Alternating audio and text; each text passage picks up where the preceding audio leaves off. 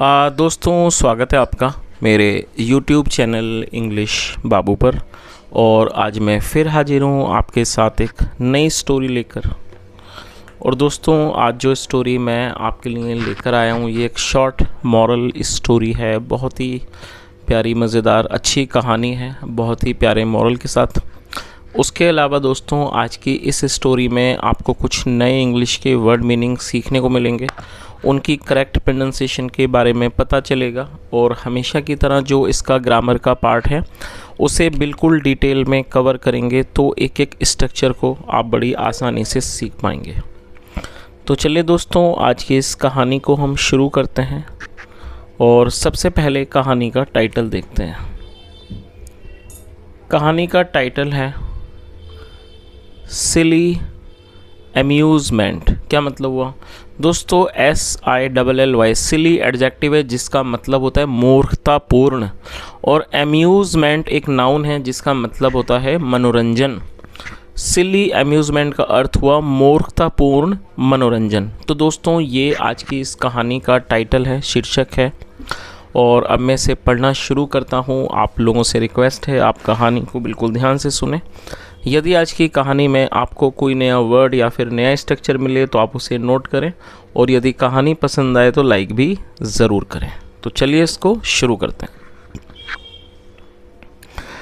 Once in a village there were some mischievous boys. क्या मतलब हुआ दोस्तों? ये जो वाक्य है ये एक सिंपल पास्ट का सेंटेंस है। सिंपल पास्ट का मतलब होता है जब हम पास्ट में कोई भी ऐसा वाक्य बनाते हैं जहां वॉज या फिर वर का इस्तेमाल किया जाता है हेल्पिंग वर्ब के रूप में, साथ में कोई भी नाउन या फिर एडजेक्टिव को लेकर वाक्य बनाए जाते हैं।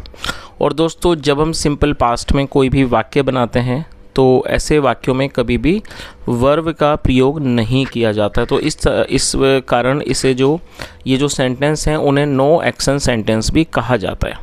और दोस्तों मिस्चीवियस को आप नोट कर लीजिए, MISCHIEVOUS। मिस्चीवियस एक एडजेक्टिव है जिसका मतलब होता है शरारती, शरारत करने वाला, शरारती। तो क्या अर्थ हुआ? वंस इन ए विलेज, एक बार एक गांव में, there were some mischievous boys, कुछ शरारती लड़के थे। तो इस तरह से पूरी लाइन की क्या मीनिंग हुई? Once in a village there were some mischievous boys, एक बार एक गांव में कुछ शरारती लड़के थे। शरारती लड़के थे। ट्राइंग जो कोशिश कर रहे थे, टू अम्यूज़ मनोरंजन करने का, देमसेल्व्स अपना खुद का, विद सम फ्रॉग्स कुछ मेंढकों के साथ, इन अ नियर बाय पॉन्ड एक नज़दीकी तालाब में। तो इस तरह से पूरी लाइन का क्या अर्थ निकला कि एक बार एक गांव में कुछ शरारती लड़के थे, कोशिश कर रहे थे टू अम्यूज़ देमसेल्व्स, अम्यूज़ का मतलब मनोरंजन करना, खुद का मनोरंजन करने का की कोशिश कर रहे थे, विद सम फ्रॉग्स इन कुछ मेंढकों के साथ, इन अ नियर बाय पॉन्ड एक नज़दीकी तालाब में। These boys were pelting stones at them. दोस्तों दीज जो है वो एक दिस का प्लूरल है, और दिस का प्रयोग जब किया जाएगा जब कोई व्यक्ति या वस्तु नज़दीक हो, और जब उनकी संख्या एक से ज़्यादा होगी तो दिस की जगह दीज का यूज़ किया जाता है। दिस है जो है वो सिंगुलर के लिए यूज़ किया जाएगा, और प्लूरल नाउन के लिए दीज का यूज़ किया जाता है। तो दीज बॉयज़ का मतलब हुआ कि ये लड़के, these boys were pelting stones at them. और दोस्तों ये जो सेंटेंस है ये पास्ट कॉन्टिन्यूस का सेंटेंस है। पास्ट कॉन्टिन्यूस मतलब ऐसे वाक्य जहाँ वाक्यों की टेल पर रहा था, रही थी जैसे शब्द आते हैं, ऐसे वाक्यों को पास्ट कॉन्टिन्यूस का सेंटेंस कहा जाता है। पास्ट कॉन्टिन्यूस में वॉज या फिर वर्ब का यूज़ किया जाता है हेल्पिंग वर्ब के रूप में। जब सब्जेक्ट होगा आई, ही, शी, इट या सिंगुलर नाउन तब हमें वॉज का यूज़ करना होगा। वी, यू, दे और प्लूरल के साथ वर्ब का यूज़ किया जाता है, साथ में वर्ब की फोर्थ फॉर्म लगाई जाती है। वर्ब की फोर्थ फॉर्म का मतलब होता है ING फॉर्म। तो क्या अर्थ हुआ इस लाइन का? These boys were pelting stones, peeled मतलब फेंकना, these boys were pelting stones at them, ये लड़के उन पर पत्थर फेंक रहे थे। और दोस्तों ये जो देम है ये फ्रॉक्स के लिए मतलब कि मेंढकों के लिए यूज़ किया गया है। As soon as the frogs popped out from below the surface of water, the naughty boys would throw stones at them and seeing a frog getting hurt और seeing it die would amuse them. क्या अर्थ हुआ? As soon as the frogs popped out from below the surface of water. दोस्तों as soon as का मतलब होता है जैसे ही मेंढक popped out from below the surface of water, पानी की सतह से बाहर आते, the naughty boys would throw stones at them. जो नोटी बॉय थे मतलब जो शरारती लड़के थे, would throw stones at them, वो उन पर पत्थर फेंकते। And seeing a frog getting hurt, see मतलब देखना, और किसी मेंढक को चोट लगते हुए देखना, और सीइंग इट डाई या फिर मरते हुए देखना, वुड अम्यूज देम, वो उनका मनोरंजन करता। तो दोस्तों इस तरह से पूरी लाइन का क्या अर्थ निकला कि जैसे ही मेंढक पानी की सतह से ऊपर बाहर आते, जो शरारती लड़के थे वो उन पर पत्थर फेंकते, और उन्हें घायल होते हुए और मरते हुए, मतलब किसी फ्रॉग को, मेंढक को घायल होते हुए देखकर या फिर मरते हुए देखकर उन्हें उनका मनोरंजन होता। They would start clapping and laughing, वे तालियां बजाने लगते और हंसने लगते। और दोस्तों दे का मतलब होता है वे या फिर वे लोग। जब सब्जेक्ट में एक से ज़्यादा लोग होते हैं तो दे का यूज़ किया जाता है, जो कि एक प्लूरल नाउन है।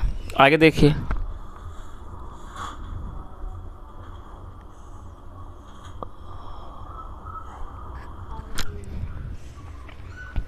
seeing so many frogs getting hurt and dying, the chief of frogs gathered some courage and came out of the pond। क्या अर्थ हुआ? seeing so many frogs getting hurt, see मतलब देखना, और ये फोर्थ फॉर्म है।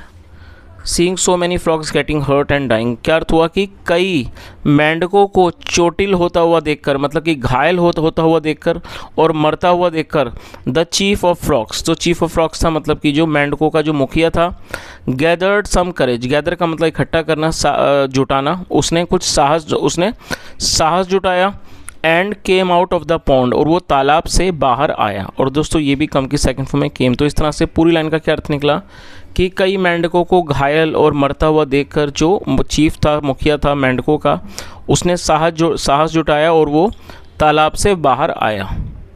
ही said, उसने कहा, children can't you play some other game. तो उसने क्या कहा कि बच्चों, can't you play some other game, क्या तुम कोई और गेम नहीं खेल सकते?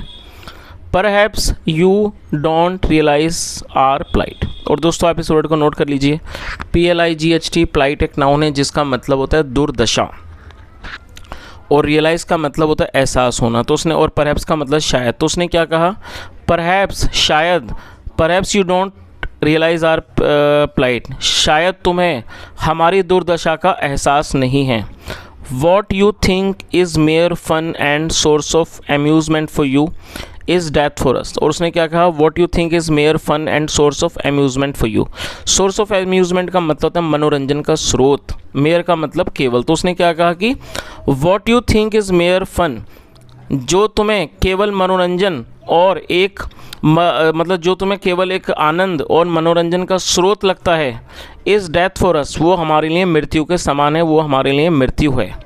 सो इसलिए बी गुड, अच्छे बनो, and play some other games, और कोई दूसरी अन्य गेम खेलो। चलिए दोस्तों, अब इस कहानी का जो मॉरल है हम वो भी देख लेते हैं जल्दी से। इस कहानी का क्या मॉरल है? Never harm those who do not harm अस। दोस्तों नेवर का मतलब होता है कभी नहीं, और हु एक रिलेटिव प्रोनाउन है। जब हम किसी का रेफरेंस देते हैं तो हु का यूज़ किया जाता है। नेवर हार्म दोज, और हार्म का मतलब होता है किसी को हानि पहुंचाना, किसी को नुकसान पहुंचाना। नेवर हार्म दोज, उन लोगों को कभी हानि मत पहुंचाओ, who do not harm us, जो हमारे को या जो हमें नुकसान नहीं पहुंचाते हैं। तो पूरी लाइन का क्या अर्थ हुआ कि उन लोगों का कभी नुकसान मत करो, उनको कभी हानि मत पहुँचाओ जो हमें हानि नहीं पहुँचाते हैं। तो दोस्तों इस तरह से छोटी सी कहानी यहीं ख़त्म होती है, और मैं उम्मीद करता हूँ कहानी आपको अच्छी लगी होगी। और यदि आपने कहानी के माध्यम से आज कुछ सीखा हो, आपको लगे कि आपने कुछ सीखा और आपको मेरा पढ़ाने का प्रयास भी अच्छा लगा हो, तो आपसे रिक्वेस्ट है आप इस वीडियो को ज़रूर लाइक करें, अपने दोस्तों के साथ शेयर करें। और यदि आप चैनल पर नए हैं और आपने चैनल को सब्सक्राइब नहीं किया है अब तक, तो आप चैनल को भी सब्सक्राइब करें। और उसके अलावा दोस्तों, यदि आपका वीडियो के लिए या फिर चैनल के लिए कोई भी आपका वैल्यूएबल फीडबैक हो, कोई सजेशन हो, तो आपका स्वागत है। आप कमेंट में जो भी आपका फीडबैक हो ज़रूर शेयर करें। यहाँ तक सुनने के लिए thank you so much. Have a nice day and bye.